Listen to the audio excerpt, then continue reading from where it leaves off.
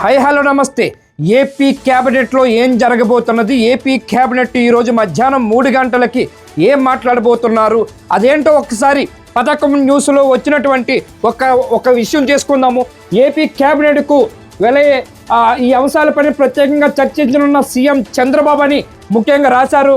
October 2వ తేదీ ఈరోజు ఏపీ క్యాబినెట్ శుక్రవారం సమావేశం కాబోతున్నది. మధ్యాహ్నం 3 గంటలకు జరగబోయే ఈ మంత్రివర్గ సమావేశంలో కీలక అంశాలపై చర్చ జరగనుందని, ముఖ్యంగా ఏపీలో ప్రధానమంత్రి మోదీ పర్యటన ఏర్పాట్లపై ప్రభుత్వం చర్చించనుందని. ఈ నెల 16న ఏపీలో మోదీ పర్యటిస్తారు. శ్రీశైలంలో మల్లికార్జున స్వామిని దర్శించుకున్న తర్వాత కర్నూలులో ర్యాలీ నిర్వహిస్తారు.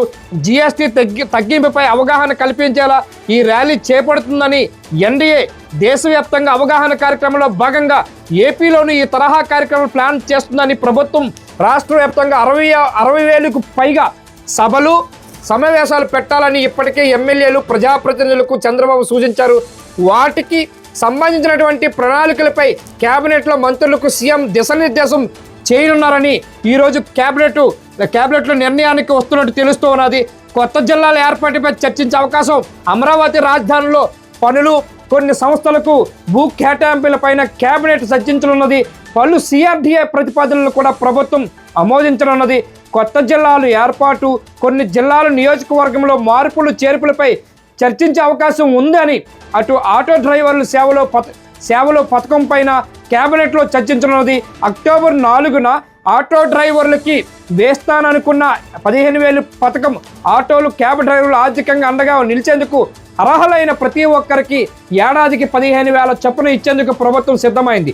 ఈ పథకం ఈవేళ ప్రారంభం కావాల్సి ఉండగా సాంకేతిక కారణాలతో అక్టోబర్ 4వ తేదీకి వాయిదా పడిందని, ఈ అంశాన్ని కూడా కేబినెట్లో సీఎం ప్రస్తావించే అవకాశం ఉందని మంత్రులతో ప్రత్యేకంగా చర్చించినట్టు చంద్రబాబు.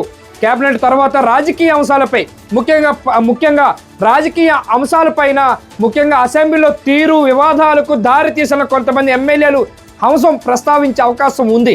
అంటే ఇక్కడ మనం చూడొచ్చు, ఈ మధ్య కాలంలోని ఏదైతే కూటమి ప్రభుత్వంలో ఉన్న కీలకమైనటువంటి 3 పార్టీలు, Telugu Desam party, BJP, Janasena party, ఈ 3 పార్టీలోని ఓ పక్క హెచ్చర్ల ఎమ్మెల్యే కూడా ఇదే బీజేపీ ఎమ్మెల్యే ఇదే ప్రస్తావన చేశారు.